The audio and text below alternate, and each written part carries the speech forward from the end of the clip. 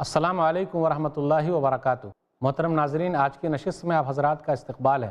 الحمدللہ کفا وسلام علی عبادہ الذین اصطفیٰ، اما بعد، اعوذ باللہ من الشیطان الرجیم، بسم اللہ الرحمن الرحیم۔ وَإِذْ قَالَ مُوسَىٰ لِفَتَاحُ لَا أَبْرَحُ حَتَّىٰ أَبْلُغَ مَجْمَعَ الْبَحْرَيْنِ أَوْ أَمْضِيَ حُقُبًا، اور جب موسیٰ نے اپنے جوان یوشع بن نون سے کہا میں تو چلتا ہی رہوں گا حتیٰ کہ مجمع البحرین، دو دریاؤں کے سنگم پر پہنچ جاؤں، یا میں مدت ہائے دراز چلتا رہوں۔ فلما بلغ مجمع بینہما نسیا حوتہما فاتخذ سبیلہ فی البحر سربا، پھر جب وہ دونوں ان دونوں دریاؤں کے سنگم کے پاس پہنچے تو وہ اپنی مچھلی بھول گئے، سو اس نے دریا میں اپنا راستہ سرنگ نما بنا لیا۔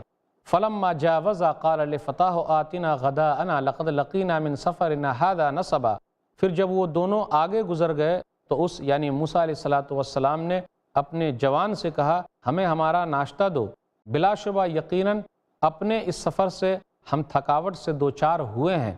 قال ارأیت اذ اوینا الی الصخرۃ فانی نسیت الحوت وما انسانیہ الا الشیطان ان اذکرہ واتخذ سبیلہ فی البحر عجبا، وہ بولا بھلا آپ نے دیکھا جب ہم چٹان کے پاس ٹھہرے ہوئے تھے تو بے شک میں مچھلی بھول گیا، اور مجھے وہ نہیں بھلائی مگر شیطان ہی نے کہ میں اسے یاد رکھوں، اور اس نے عجیب طرح دریا میں اپنا راستہ بنا لیا۔ قال ذلک ما کنا نبغی فارتد علی آثارہما قصصا، اس نے کہا یہی تو ہے جو ہم تلاش کر رہے تھے، پھر وہ اپنے قدموں کے نشانات کی اتباع کرتے ہوئے لوٹے۔ فوجدا عبدا من عبادنا آتیناہ رحمتا من عندنا وعلمناہ من لدنا علما، چنانچہ ان دونوں نے ہمارے بندوں میں سے ایک بندے کو پایا یعنی خضر کو پایا جسے ہم نے اپنی طرف سے رحمت دی تھی، اور ہم نے اسے اپنے پاس سے خاص علم سکھایا تھا۔ قال لہ موسیٰ هل اتبعک علی ان تعلمنی مما علمت رشدا، موسیٰ نے اس سے کہا کیا اس شرط پر میں تیری اتباع کروں کہ تو مجھے اس میں سے سکھائے جو تجھے بھلائی سکھائی گئی ہے۔ قال انک لن تستطیع معی صبرا، وہ بولا بے شک تو میرے ساتھ ہرگز صبر نہ کر پائے گا۔ وکیف تصبر علی ما لم تحط بہ خبرا، اور جو چیز تیرے احاطے علم میں ہے ہی نہیں تو اس پر صبر کیسے کرے گا۔ قال ستجدنی ان شاء اللہ صابرا ولا عاصی لک امرا، اس نے یعنی موسیٰ علیہ السلام نے کہا یقیناً انشاءاللہ تو مجھے صبر کرنے والا پائے گا، اور میں کبھی بھی حکم میں تیری نافرمانی نہیں کروں گا۔ قال فإن اتبعتنی فلا تسألنی عن شیء حتی احدث لک منہ ذکرا، اس نے یعنی خضر نے کہا پھر اگر تو نے میری اتباع کرنی ہے تو کسی شے کی بابت مجھ سے سوال نہ کرنا حتیٰ کہ میں خود ہی اس کا ذکر تجھ سے کروں۔ فانطلقا حتی اذا رکبا فی السفینۃ خرقہا قال اخرقتہا لتغرق اہلہا لقد جئت شیئا امرا، پھر وہ دونوں چلے حتیٰ کہ جب وہ کشتی میں سوار ہوئے تو اس یعنی خضر نے کشتی میں سوراخ کر دیا۔ اس نے یعنی موسیٰ نے کہا کیا تو نے اس میں سوراخ کر دیا کہ اس کشتی والوں کو ڈبو دے؟ تو نے بڑا ہولناک اور انوکھا کام کیا ہے۔ قال الم اقل انک لن تستطیع معی صبرا، اس نے یعنی خضر نے کہا کیا میں نے نہ کہا تھا کہ تو یقیناً میرے ساتھ صبر کرنے کی استطاعت ہرگز نہیں رکھے گا۔ قال لا تؤاخذنی بما نسیت ولا ترہقنی من امری عسرا، اس نے موسیٰ نے کہا میری بھول چوک پر تو مجھے نہ پکڑ اور میرے معاملے میں مجھے مشکل میں نہ ڈال۔ فانطلقا حتی اذا لقیا غلاما فقتلہ قال اقتلت نفسا زکیۃ بغیر نفس لقد جئت شیئا نکرا، پھر وہ دونوں چلے حتیٰ کہ جب دونوں ایک لڑکے سے ملے تو اس نے یعنی خضر نے اسے قتل کر دیا۔ اس نے موسیٰ نے کہا کیا تو نے ایک پاک بے گناہ نفس کو کسی جان کے قصاص کے بغیر قتل کر دیا؟ یقیناً تو نے بہت ہی برا کام کیا ہے۔ خلاصہ کچھ یوں ہے، آیت نمبر 60 سے آیت نمبر 82 کے درمیان 23 آیتوں میں ہے، لیکن آج کے درس میں ہم صرف 15 آیتیں لے رہے ہیں، آیت نمبر 60 سے آیت نمبر 74 کے درمیان، اور 15واں پارہ آیت نمبر 74 پہ ختم ہو جا رہا ہے، پھر آیت نمبر 75 سے 16واں پارہ شروع ہوگا۔ تو موسیٰ علیہ السلام اور ان کے ساتھی یوشع بن نون کا واقعہ اور خضر کا واقعہ آپ کے سامنے۔ ہمارے درمیان خضر کو لوگ بولتے خضر، لیکن آپ حدیث پر غور کیجئے گا تو وہ اس میں خضر لکھا ہوا ہے، خا پر زبر ذات کو زیر۔ اب خضر کہاں سے مشہور ہو گیا، کون سی حدیث میں لکھا ہوا مجھے نہیں معلوم، لیکن مجھے جو معلوم ہے وہ حدیث آپ کے سامنے انشاءاللہ رکھوں گا کہ خضر ہی ہے۔ نبی صلی اللہ علیہ وسلم سے کفار مکہ نے 3 سوالات کیے تھے کہ اصحاب کہف کون ہے، موسیٰ اور خضر کا واقعہ کیا ہے، ذوالقرنین کون ہے. تو موسیٰ اور خضر کا واقعہ یہاں بیان ہو رہا ہے. آیت نمبر 60 سے آیت نمبر 74 کے درمیان 15 آیتوں میں ہے. موسیٰ علیہ السلام کو سفر کیوں کرنا پڑا؟ موسیٰ علیہ السلام اپنے ساتھی یوشع بن نون کے ساتھ کیوں چلے؟ مچھلی لے کر کیوں چلے؟ اس سفر کی ضرورت کیوں پڑی؟ پتہ یہ چلا علم سیکھنے کے لیے سفر کرنا بہت ضروری ہے. جب تک سفر نہیں کریں گے آپ کو علم نہیں آئے گا، جانکاری نہیں آئے گی. اور ہمارے سلف صالحین نے سفر کیا، نبیوں نے سفر کیا، یعنی موسیٰ علیہ السلام نے سفر کیا، تو ہم اور آپ سفر کیوں نہیں کریں گے؟ جو سفر کرتا ہے، علم سیکھتا ہے، وہ علم کی اہمیت کو سمجھتا ہے. لیکن فری میں اگر علم مل جائے تو اس کی اہمیت نہیں رہتی. علم سیکھیے، اس کے لیے سفر کیجیے، اور علم کے لیے سفر کرنا یہ نبیوں سے بھی ثابت ہے. موسیٰ علیہ السلام کو سفر کرنے کی ضرورت کیوں پڑی؟ موسیٰ علیہ السلام کو خضر سے ملنے کی ضرورت کیوں پڑی؟ ایک بات یاد رکھیے گا، بڑے آدمی کی چھوٹی سی بھی غلطی بڑی ہو جاتی ہے. اس لیے آپ کی زبان سے، اگر آپ کو اللہ نے بڑا عہدہ دیا ہے، چھوٹی غلطی بھی مت نکالیے، زبان سے کوئی بات مت کہیے. موسیٰ علیہ السلام کو سفر کی ضرورت اس لیے پڑی، حدیث کے اندر آیا، اور یہ واقعہ ان حدیثوں کے حوالے سے آپ کے سامنے رکھیں گے انشاءاللہ. صحیح بخاری کتاب التفسیر کتاب نمبر 65 حدیث نمبر 4727، پھر اسی طرح 4725، ان دونوں حدیثوں کو سامنے رکھ کر پورے واقعات آپ کے سامنے انشاءاللہ رکھے جائیں گے. موسیٰ علیہ السلام ایک مرتبہ کھڑے ہو گئے. صحیح بخاری کی حدیث ہے، حدیث نمبر 4727. ابی بن کعب رضی اللہ تعالیٰ عنہ کہتے ہیں کہ نبی صلی اللہ علیہ وسلم نے فرمایا، قام موسیٰ علیہ السلام کھڑے ہوئے، خطیبا فی بنی اسرائیل، بنی اسرائیل میں خطبہ دینے کے لیے کھڑے ہو گئے. فقیل لہ، تو پوچھا گیا ان سے، ای الناس عالم، سب سے زیادہ جانکار کون ہے؟ تو موسیٰ علیہ السلام نے کہا، انا، میں سب سے زیادہ جاننے والا ہوں. تو اللہ کو یہ چیز پسند نہیں آئی. تو اللہ نے کہا کہ آپ سے بھی زیادہ علم والا میرا فلاں بندہ ہے، جس کو میں نے اپنا خاص علم دیا ہے. خاص علم اللہ تعالیٰ نے عطا کیا، خاص رحمت ان کو عطا کی ہے. فعتب اللہ علیہ، تو اللہ نے سختی کی اور عتاب نازل کیا، اور اللہ تعالیٰ نے گرفت کی کہ آپ نے یہ جملہ کیوں کہا؟ نہیں کہنا چاہیے کہ میں سب سے زیادہ جانتا ہوں. ایک دوسرے سے جاننے والے ہیں، آگے بڑھنے والے ہیں. پھر آگے یہ ہے کہ اللہ تعالیٰ نے فرمایا، اسی حدیث کے اندر ہے، بلا عبد من عبادی بمجمع البحرین فہو اعلم منک، میرا ایک بندہ ہے جو دو دریاؤں کے سنگم کے پاس ہے، وہ تجھ سے زیادہ جانکار ہے، تجھ سے زیادہ علم والا ہے، آپ سے زیادہ علم والا، آپ ان کے پاس جائیے. اب موسیٰ علیہ السلام نکلے اور اپنے نوجوان ساتھی یوشع بن نون سے کہا، چلتا رہوں گا جب تک کہ دو دریا کے سنگم کے پاس نہ پہنچ جاؤں، یا پھر بہت دور تک چلتا رہوں گا، کیونکہ اب مجھے علم حاصل کرنا ہے، وہاں پہنچنا ہے. اللہ نے کہا ہے چلنے کے لیے، وہاں جانا ہے، اب میں چلتا رہوں گا. دونوں چلے. فلما بلغ مجمع بینہما نسیا حوتہما، پھر جب وہ دونوں دو دریاؤں کے ملنے کے پاس یعنی سنگم کے پاس پہنچے، نسیا حوتہما، تو وہ دونوں اپنی مچھلی بھول گئے.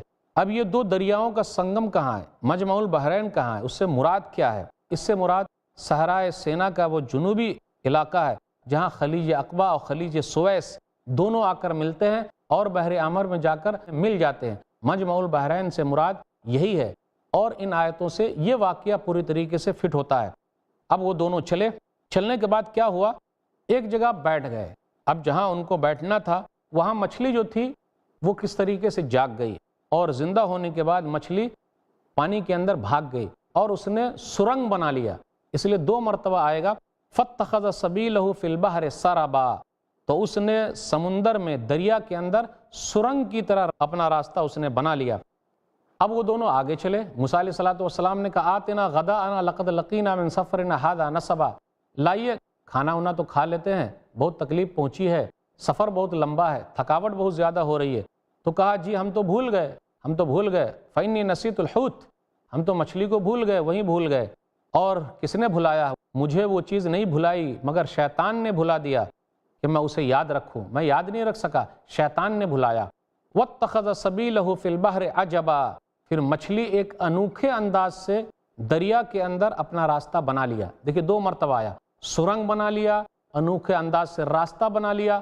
اب اللہ نے اس کو طاقت دی، اس نے راستہ بنا لیا. تو یوشع بن نون نے کہا کہ میں نے دیکھا تھا مچھلی کو، لیکن میں بھول گیا، آپ کو بتا ہی نہیں سکا. ارے وہیں تو ٹھہرنا تھا جہاں مچھلی اندر جائے گی، وہیں پر اس نیک بندے سے ملاقات ہونی ہے. چلیے پھر واپس چلتے ہیں. ذالک ما کنا نبغی، جی یہ تو یہی مقام تھا جہاں ہم کو ٹھہرنا تھا اور اس بندے سے ملاقات ہونی تھی. کیونکہ مچھلی پانی کے اندر چلی جائے گی تو وہ نشان ہے کہ ہم کو اس بندے سے ملاقات وہیں کرنی۔ پھر اس کے بعد واپس وہ لوگ لوٹ کر آئے۔ آیت نمبر 65 کے اندر ہے فوجد عبدا من عبادنا آتیناہ رحمتا من عندنا وعلمناہ من لدنا علما، تو وہ دونوں ہمارے بندوں میں سے ایک بندے کو پایا جس کو ہم نے اپنی طرف سے رحمت عطا کی ہے اور خاص علم دیا ہے۔ رحمت سے مراد اکثر علماء کہتے ہیں نبوت عطا کی ہے، کچھ لوگوں نے کہا خصوصی الہامات ہے، اور وعلمناہ من لدنا علما، اور ہم نے ان کو اپنی طرف سے خاص علم عطا کیا، وہ خاص علم جس کا تذکرہ ابھی ہوگا، اور موسیٰ علیہ السلام کے ساتھ وہ واقعہ پیش آنے والا ہے۔ تو اللہ تعالیٰ نے خضر کو اپنی طرف سے خاص علم عطا کیا تھا۔ آیت نمبر 66 سے 70 کے درمیان غور کیجئے، موسیٰ علیہ السلام کی خضر سے ملاقات ہو گئی، چلنا ہے، ان کو ساتھ لینا ہے، تو موسیٰ علیہ السلام نے کہا آپ کو جو علم ہے مجھے وہ علم سکھا دیجئے۔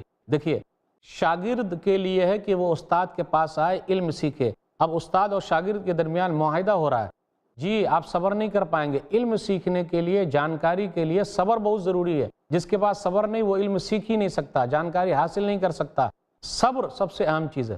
آپ صبر نہیں کر پائیں گے کیونکہ آپ نبی ہیں، اور جو چیزیں میں کرنے والا ہوں اللہ نے جو مجھے بتایا ہے ظاہری طور پر وہ چیزیں نقصان دہ ہے، تو آپ سے صبر نہیں ہو پائے گا، اس لیے آپ کو ذرا صبر کرنا پڑے گا، میں آپ کی نافرمانی نہیں کروں گا۔ اور جانتے ہیں آپ صبر کا فائدہ کتنا ہے، ان اللہ مع الصابرین، سورہ بقرہ سورہ نمبر 2 آیت نمبر 153، کہ اللہ صبر کرنے والوں کے ساتھ ہے۔ پھر اس کے بعد آیت نمبر 71 سے 73 کے درمیان ہے کشتی توڑنے کا واقعہ پیش آیا، فانطلقا حتی اذا رکبا فی السفینہ، دونوں چلے کشتی میں سوار ہو گئے، وہ کشتی والا خضر کو جانتا تھا تو آ کر بیٹھ گئے۔ پھر اس کے بعد کیا ہوا، کچھ دور چلے تو خضر نے اس کشتی کے اندر سوراخ کر دیا۔ آپ نے سوراخ کیوں کر دیا؟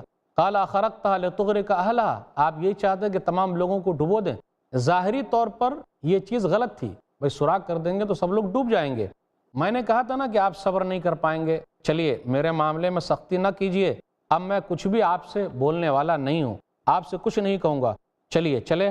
قال لا تؤاخذنی بما نسیت ولا ترہقنی من امری عسرا، میں جو بھول گیا میرا مواخذہ مت کیجیے اور میرے معاملے میں سختی مت کیجیے۔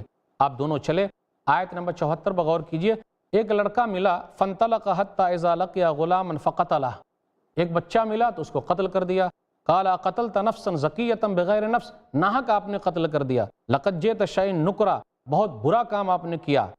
تو آیت نمبر 74 میں 15واں پارہ ختم ہو رہا۔ اس کے بعد خضر نے کیا کیا، اس کے لیے آپ کو اگلی نشست کا انتظار کرنا ہوگا۔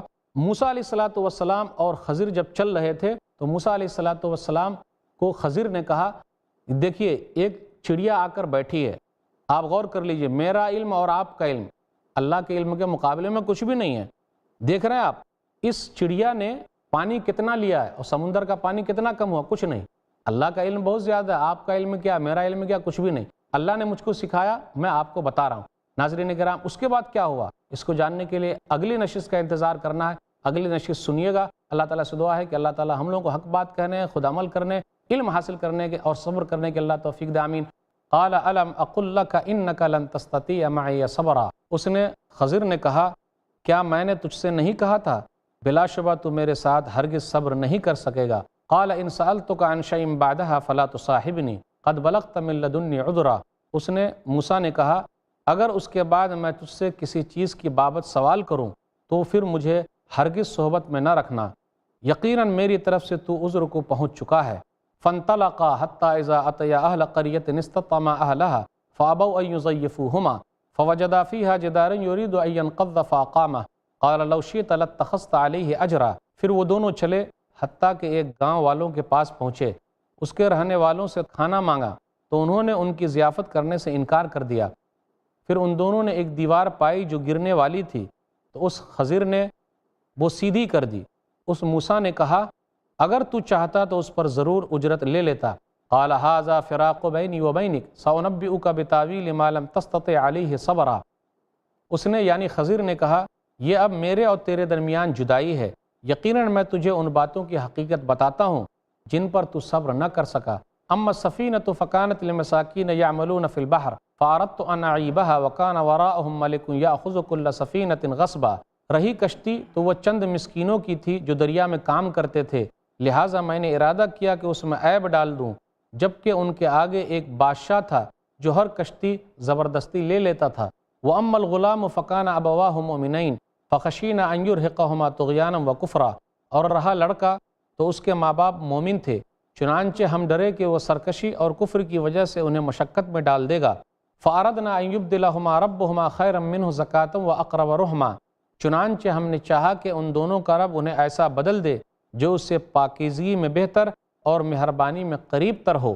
وَأَمَّا الْجِدَارُ فَكَانَ لِغُلَامَيْنِ يَتِيمَيْنِ فِي الْمَدِينَةِ وَكَانَ تَحْتَهُ كَنْزٌ لَهُمَا وَكَانَ أَبُوهُمَا صَالِحًا فَأَرَادَ رَبُّكَ أَنْ يَبْلُغَا أَشُدَّهُمَا وَيَسْتَخْرِجَا كَنْزَهُمَا رَحْمَةً مِّن رَّبِّكَ وَمَا فَعَلْتُهُ عَنْ أَمْرِي ذَلِكَ تَأْوِيلُ مَا لَمْ تَسْطِع عَلَيْهِ صَبْرًا۔ اور رہی دیوار تو وہ شہر میں 2 یتیم لڑکوں کی تھی، اور اس کے نیچے ان کے لیے خزانہ تھا، اور ان کا باپ صالح تھا۔ چنانچہ تیرے رب نے چاہا کہ وہ دونوں یتیم اپنی جوانی کو پہنچے اور تیرے رب کی رحمت کے سبب اپنا خزانہ نکالے، اور میں نے یہ اپنی رائے سے نہیں کیا، یہ ان باتوں کی حقیقت ہے جن پر تو صبر نہ کر سکا۔ وَيَسْأَلُونَكَ عَنْ ذِي الْقَرْنَيْنِ قُلْ سَأَتْلُو عَلَيْكُم مِّنْهُ ذِكْرًا، یہ لوگ آپ سے ذوالقرنین کے متعلق پوچھتے ہیں، آپ کہہ دیجئے ان قریب میں اس کا کچھ ذکر تمہارے سامنے تلاوت کروں گا۔ اِنَّا مَكَّنَّا لَهُ فِي الْأَرْضِ وَآتَيْنَاهُ مِن كُلِّ شَيْءٍ سَبَبًا، بے شک ہم نے اسے زمین میں اقتدار دیا اور اسے ہر چیز سے اسباب دیے۔ فَأَتْبَعَ سَبَبًا، چنانچہ وہ سامان لے کر چلا، حَتَّى إِذَا بَلَغَ مَغْرِبَ الشَّمْسِ وَجَدَهَا تَغْرُبُ فِي عَيْنٍ حَمِيَةٍ وَوَجَدَ عِندَهَا قَوْمًا قُلْنَا يَا ذَا الْقَرْنَيْنِ إِمَّا أَن تُعَذِّبَ وَإِمَّا أَن تَتَّخِذَ فِيهِمْ حُسْنًا، حتیٰ کہ جب وہ غروب آفتاب کی جگہ پہنچا تو اس نے اسے پایا کہ وہ دلدل والے چشمے میں غروب ہو رہا ہے، اور اس نے اس کے پاس ایک قوم پائی۔ ہم نے کہا، اے ذوالقرنین، تجھے اختیار ہے، خواہ تو انہیں سزا دے، خواہ ان سے اچھا برتاؤ کرے۔ قال اما من ظلم فسوف نعذبه ثم يرد الى ربه فيعذبه عذابا نکرا، اس نے کہا، رہا وہ جس نے ظلم کیا تو اسے ہم عنقریب سزا دیں گے، پھر وہ اپنے رب کی طرف لوٹایا جائے گا، چنانچہ وہ اسے سخت ترین عذاب دے گا۔ واما من آمن وعمل صالحا فله جزاء الحسنى وسنقول له من امرنا یسرا، اور رہا وہ جو ایمان لایا اور نیک عمل کیا تو اس کے لیے بدلے میں خوب تر بھلائی ہے، اور ہم لازماً اپنے کام میں سے اس کے لیے نہایت آسانی کا حکم دیں گے۔ ثم اتبع سببا، پھر وہ اور سامان لے کر چلا، حتی اذا بلغ مطلع الشمس وجدها تطلع على قوم لم نجعل لهم من دونها سترا، حتیٰ کہ جب وہ طلوع شمس کی جگہ پہنچا تو اس نے اسے پایا کہ وہ ایسی قوم پر طلوع ہو رہا ہے جس کے لیے ہم نے سورج کے آگے کوئی پردہ نہیں رکھا۔ کذالک وقد احطنا بما لدیہ خبرا، واقعہ ایسا ہی ہے اور یقیناً اس کے پاس جو کچھ تھا علم کے اعتبار سے ہم نے اس کا احاطہ کر لیا تھا۔ ثم اتبع سببا، پھر وہ دیگر سامان لے کر چلا، حتی اذا بلغ بین السدین وجد من دونہما قوما لا یکادون یفقہون قولا، حتیٰ کہ جب وہ 2 دیواروں کے درمیان پہنچا تو اس نے ان دونوں کے اطراف ایک قوم پائی جو قریب نہ تھا کہ وہ کوئی بات سمجھے۔ قالوا یا ذا القرنین ان یاجوج وماجوج مفسدون فی الارض فہل نجعل لک خرجا لا ان تجعل بیننا وبینہم سدا، وہ کہنے لگے، اے ذوالقرنین، بے شک یاجوج اور ماجوج اس سرزمین میں فساد کرنے والے ہیں، تو کیا ہم تیرے لیے کچھ طے کر دیں اس شرط پر کہ تو ہمارے اور ان کے درمیان ایک دیوار بنا دے۔ قال ما مکنی فیہ ربی خیر فعینونی بقوت اجعل بینکم وبینہم ردما، اس نے کہا، میرے رب نے مجھے اس میں جو قدرت دی ہے بہت بہتر ہے، چنانچہ تم میری قوت سے مدد کرو، میں تمہارے اور ان کے درمیان ایک مضبوط بند بنا دوں گا۔ آتونی زبر الحدید حتی اذا ساوى بین الصدفین قال انفخوا حتی اذا جعلہ نارا قال آتونی افرغ علیہ قطرا، تم مجھے لوہے کے تختے لا دو، حتیٰ کہ جب اس نے دونوں پہاڑوں کے درمیان خلا کو برابر کر دیا تو کہا، اب اس میں دھونکو، حتیٰ کہ جب اس نے اسے آگ جیسا بنا دیا تو کہا، میرے پاس پگھلا ہوا تانبا لاؤ کہ اس پر ڈال دوں۔ فما استطاعوا ان یظہروہ وما استطاعوا لہ نقبا، پھر وہ یاجوج ماجوج اس پر چڑھنے کی استطاعت نہ رکھ سکے اور نہ اس میں سراغ کرنے کی استطاعت رکھ سکے۔ قال ھذا رحمۃ من ربی فاذا جاء وعد ربی جعلہ دکا وکان وعد ربی حقا، ذوالقرنین نے کہا، یہ میرے رب کی طرف سے رحمت ہے، پھر جب میرے رب کا وعدہ آ جائے گا تو وہ اسے ہموار کر دے گا اور میرے رب کا وعدہ حق ہے۔ وَتَرَكْنَا بَعْضَهُمْ يَوْمَئِذٍ يَمُوجُ فِي بَعْضٍ وَنُفِخَ فِي الصُّورِ فَجَمَعْنَاهُمْ جَمْعًا، اور ہم ان کو آپس میں گڈمٹ چھوڑ دیں گے اور سور میں پھونکا جائے گا، پھر ان سب کو جمع کریں گے جمع کرنا۔ وعرضنا جہنم یومئذ للکافرین عرضا، اور اس دن ہم جہنم کو کافروں کے روبرو حاضر کریں گے۔ الذین کانت اعینہم فی غطاء عن ذکری وکانوا لا یستطیعون سمعا، وہ لوگ جن کی آنکھیں میری یاد سے پردے میں تھیں، وہ سننے کی طاقت نہ رکھ سکتے تھے۔ افحسب الذین کفروا ان یتخذوا عبادی من دونی اولیاء انا اعتدنا جہنم للکافرین نزلا، کیا پھر ان لوگوں نے جو کافر ہوئے یہ سمجھ رکھا ہے کہ وہ مجھے چھوڑ کر میرے بندوں کو اپنا کارساز بنا لیں گے؟ بے شک ہم نے کافروں کے لیے بطور مہمانی جہنم تیار کر رکھا ہے۔ قل هل ننبئکم بالاخسرین اعمالا، کہیے کیا ہم تمہیں اعمال کے اعتبار سے سب سے زیادہ خسارہ پانے والے بتائیں؟ الذین ضل سعیہم فی الحیاۃ الدنیا وہم یحسبون انہم یحسنون صنعا، جن کی کوشش دنیاوی زندگی میں بیکار گئی جبکہ وہ سمجھتے ہیں کہ یقیناً وہ اچھے کام کر رہے ہیں۔ اولئک الذین کفروا بآیات ربہم ولقائہ فحبطت اعمالہم فلا نقیم لہم یوم القیامۃ وزنا، یہی لوگ ہیں جنہوں نے اپنے رب کی آیتوں کا اور اس کی ملاقات کا انکار کیا، چنانچہ ان کے اعمال برباد ہو گئے، لہٰذا قیامت کے دن ہم ان کے لیے کوئی وزن قائم نہیں کریں گے۔ ذالک جزاؤہم جہنم بما کفروا واتخذوا آیاتی ورسلی ہزوا، یہ ہے ان کی سزا جہنم اس وجہ سے کہ انہوں نے کفر کیا اور میری آیتوں اور میرے رسولوں کا مذاق اڑایا۔ ان الذین آمنوا وعملوا الصالحات کانت لہم جنات الفردوس نزلا، بلا شبہ جو لوگ ایمان لائے اور انہوں نے نیک عمل کیے ان کے لیے بطور مہمانی فردوس کے باغات ہیں، خالدین فیہا لا یبغون عنہا حولا، اس حال میں کہ ان میں وہ ہمیشہ مقیم ہوں گے، وہاں سے جگہ بدلنا نہیں چاہیں گے۔ قل لو کان البحر مدادا لکلمات ربی لنفد البحر قبل ان تنفد کلمات ربی ولو جئنا بمثلہ مددا، کہہ دیجیے اگر میرے رب کی باتوں کے لکھنے کے لیے سمندر روشنائی ہو تو یقیناً میرے رب کی باتیں ختم ہونے سے پہلے سمندر ختم ہو جائے گا، اور اگرچہ ہم اس کے مثل اور سمندر بطور مدد لے آئیں۔ قل انما انا بشر مثلکم یوحى الی انما الہکم الہ واحد فمن کان یرجو لقاء ربہ فلیعمل عملا صالحا ولا یشرک بعبادت ربہ احدا، اے نبی کہہ دیجیے میں تو بس تمہاری طرح ہی بشر ہوں، میری طرف وحی کی جاتی ہے کہ تمہارا الہ صرف ایک الہ ہے، پھر جو شخص کہ اپنے رب کی ملاقات کی امید رکھتا ہو تو وہ عمل کرے نیک عمل اور اپنے رب کی عبادت میں کسی کو بھی شریک نہ ٹھہرائے۔ ناظرین کرام، ابھی آپ نے سورہ کہف سورہ نمبر 18 میں آیت نمبر 75 سے آیت نمبر 110 تک 36 آیتیں سنی، اس کا ترجمہ سنا۔ ناظرین کرام، خلاصہ کچھ یوں ہے، 16واں پارہ یہاں سے شروع ہو رہا ہے اور سورہ کہف سورہ نمبر 18 ختم بھی ہو گئی۔ اس کے اندر ٹوٹل 110 آیتیں ہیں۔ پہلے ہے دیوار سیدھی کرنے کا واقعہ، دیوار خضر نے سیدھی کر دی۔ اب اس کے بعد موسیٰ علیہ السلام اور خضر کے درمیان جدائی ہو گئی۔ جدائی سے پہلے تینوں چیزوں کی حکمت خضر نے بتلا دی کہ میں نے ایسا کیوں کیا، کشتی کے اندر سوراخ کیوں کیا، اس بچے کو کیوں مارا، پھر اسی طرح دیوار کو سیدھی کیوں کی، ان تینوں چیزوں کی حکمت خضر نے بتلا دی۔ اور اس کے بعد کہا میں نے اپنی طرف سے کچھ بھی نہیں کیا، بس یہ آپ کے رب کی رحمت ہے اور یہ اس چیز کی تعویل ہے جس پر آپ صبر نہ کر سکے، یعنی موسیٰ علیہ السلام اس پر صبر نہ کر سکے۔ اب اس کے بعد ذوالقرنین کا واقعہ ہے۔ تو کفار مکہ نے نبی صلی اللہ علیہ وسلم سے پوچھا تھا، اس سورہ کے اندر 3 سوالوں کے جوابات دیے گئے ہیں، اصحاب کہف کون ہے، موسیٰ علیہ السلام و خضر کا واقعہ کیا ہے، اور ذوالقرنین کون ہے، اس کا تذکرہ ہے۔ پھر اس کے بعد یہ بتایا جا رہا ہے کہ ذوالقرنین نے یاجوج اور ماجوج کے لیے دیوار بنا دی ہے، قیامت تک کے لیے وہ دیوار ہے، قیامت کے قریب وہ دیوار ٹوٹے گی، اور یاجوج ماجوج قیامت کی بڑی نشانیوں میں سے ایک نشانی ہے، وہ انسانی نسل میں سے ہیں اور وہ آبادی کو تباہ کر دیں گے، برباد کر دیں گے۔ اب اس کے بعد یہ ذکر ہے جہنم کو کافروں کے سامنے لایا جائے گا۔ اعمال اور بدلے کے لحاظ سے خسارہ پانے والے کون ہیں؟ جو لوگ سمجھتے ہیں دنیاوی زندگی کے لیے کام کر رہے ہیں اور بولتے ہیں یہ چیز اچھی ہے، ان کا گھاٹا ہے۔ جہنم ان کا ٹھکانہ ہے۔ کن کا ٹھکانہ؟ جن لوگوں نے کفر کیا، اللہ کی آیتوں کا اور رسولوں کا مذاق اڑایا، تو ان کا ٹھکانہ جہنم ہے۔ جنت الفردوس کس کے لیے؟ جو ایمان والے ہیں، جو نیک عمل کرنے والے ہیں، ہمیشہ ہمیشہ اس کے اندر رہیں گے۔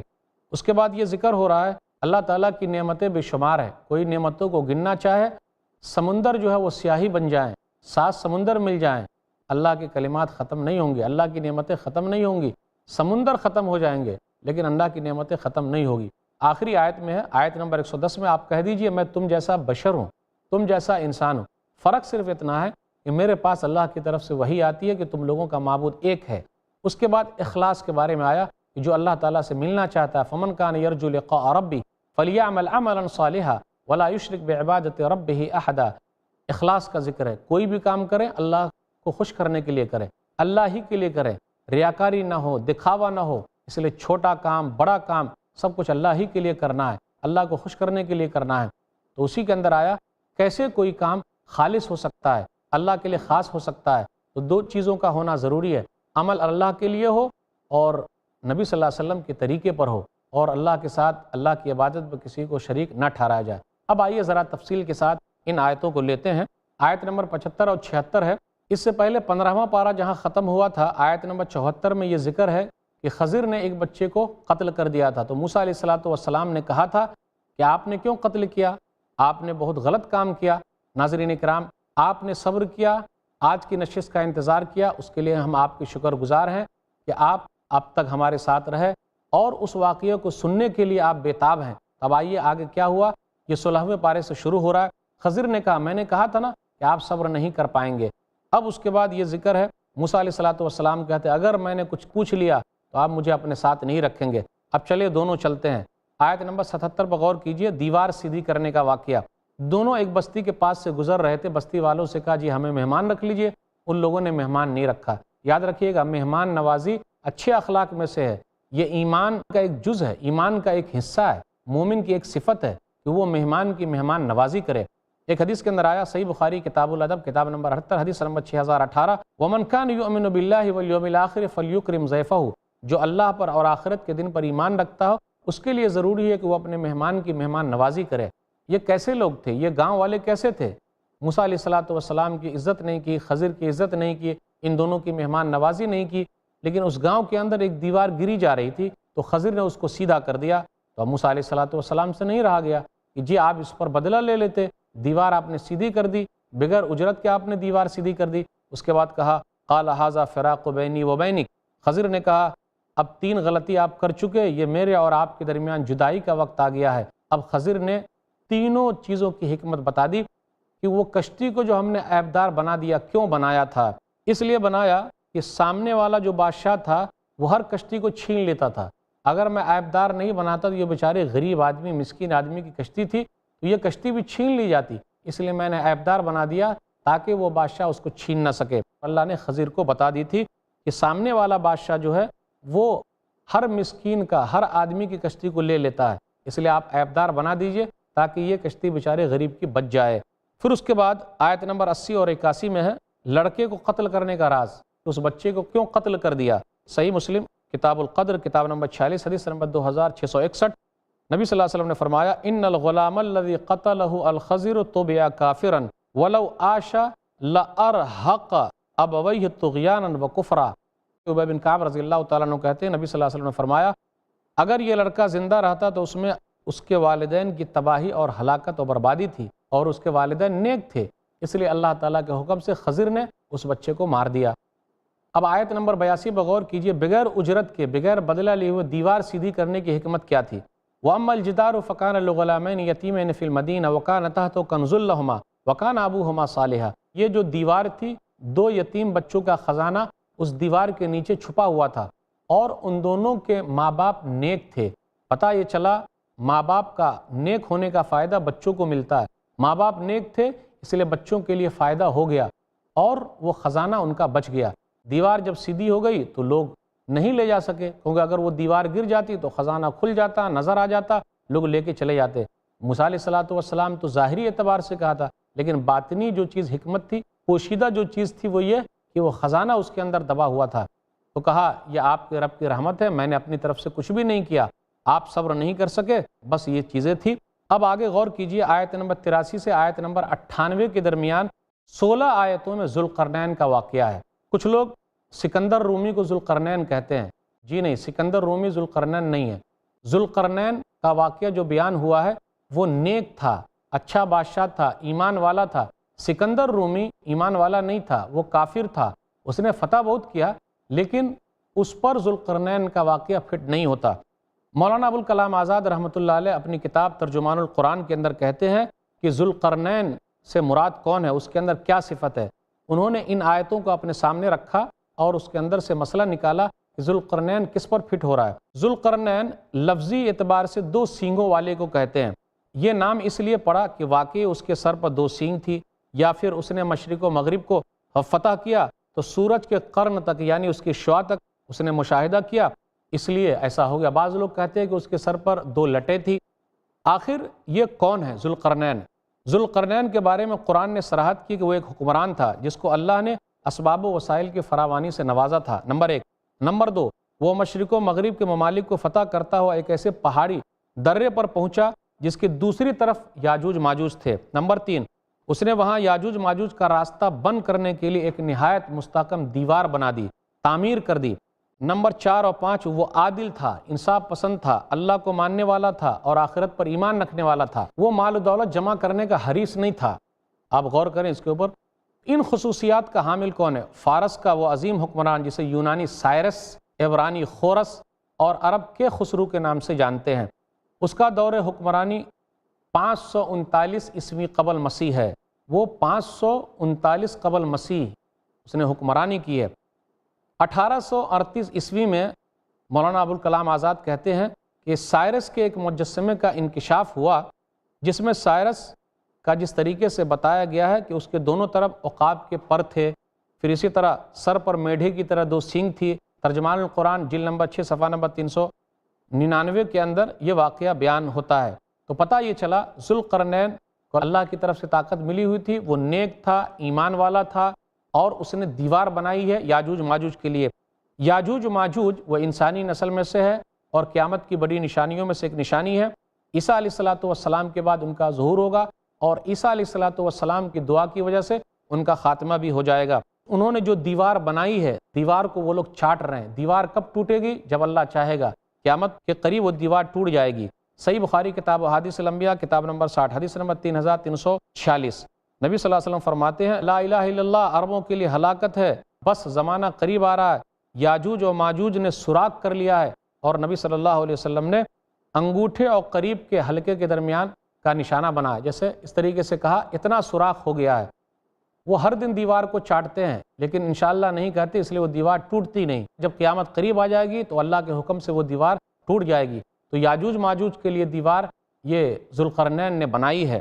اب آگے ذکر ہے آیت نمبر 100 سے 102 کے درمیان کہ جہنم کو کافروں کے لیے لایا جائے گا، حاضر کیا جائے گا۔ پھر اس کے بعد آیت نمبر 103 سے 106 کے درمیان ہے اعمال کے لحاظ سے خسارے میں کون ہے؟ خسارے میں وہ لوگ ہیں جن لوگوں نے اللہ کی آیتوں کا انکار کیا، اللہ کی ملاقات کا انکار کیا، تو کل قیامت کے دن فلا نقیم لہم یوم القیامت وزنا، تو کل قیامت کے دن اللہ تعالیٰ ان کے لیے کوئی وزن نہیں رکھے گا۔ آپ غور کریں 107 108 میں جو لوگ نیک ہیں، نیک عمل کیے ہیں، ایمان والے ہیں، جنت الفردوس ان کے لیے ہمیشہ اس کے اندر رہیں گے۔ اس کے بعد آیت نمبر 109 پر غور کیجئے، اس کے اندر یہ ہے کہ تمام سمندر سیاہی بن جائیں، اللہ کی کلمات لکھنے کے لیے لوگ تیار ہوں، اللہ کی نعمتیں ختم نہیں ہوگی، سمندر ختم ہو جائیں گے، 7 سمندر مل جائیں لیکن اللہ کی نعمتیں کبھی ختم ہونے والی نہیں۔ اور آخری آیت ہے آیت نمبر 110، اس کے اندر یہ کہا گیا آپ کہہ دیجئے میں تم جیسا بشر ہوں، تم جیسا انسان ہوں، لیکن فرق یہ ہے کہ میرے اوپر وحی کی جاتی ہے۔ تو نبی صلی اللہ علیہ وسلم بشر ہیں، سید البشر ہیں، افضل البشر ہیں، سید الانبیاء ہیں، سب کے سردار ہیں، امام الانبیاء ہیں، بنی نوع انسانیت کے سردار ہیں۔ نبی صلی اللہ علیہ وسلم کا مقام و مرتبہ کافی اونچا ہے۔ پھر اس کے بعد یہ کہا گیا ریاکاری سے بچنا، اخلاص کے ساتھ کام کرنا، اس لیے دعا کیجئے کہ اللہ تعالیٰ ہم لوگوں کے ہر کام میں اخلاص پیدا کر دے اور ریاکاری اور دکھاوے سے اللہ تعالیٰ دور رکھے۔ تو ناظرین کرام یہ چند باتیں تھیں اور یہاں پر سورہ کہف سورہ نمبر 18 ختم ہوئی۔ اللہ تعالیٰ سے دعا ہے کہ اللہ تعالیٰ نیک عمل کرنے کی توفیق دے، اللہ برے کام سے دور رکھے، آمین۔ وآخر دعوانا الحمدللہ رب العالمین، وصلی اللہ علی نبینا محمد وآلہ وصحبہ اجمعین، والسلام علیکم ورحمۃ اللہ وبرکاتہ۔ ایسے ہی فائدہ مند اسلامک ویڈیوز دیکھنے اور منہج سلف پر کتاب و سنت کی تعلیمات کو عام کرنے میں ہمارا تعاون کریں تاکہ آپ کے لیے ذریعہ نجات، جنت کے حصول کا سبب، ساتھ ہی مال میں برکت و اضافے کا ذریعہ بھی بنے، آمین۔ جزاک اللہ خیرن۔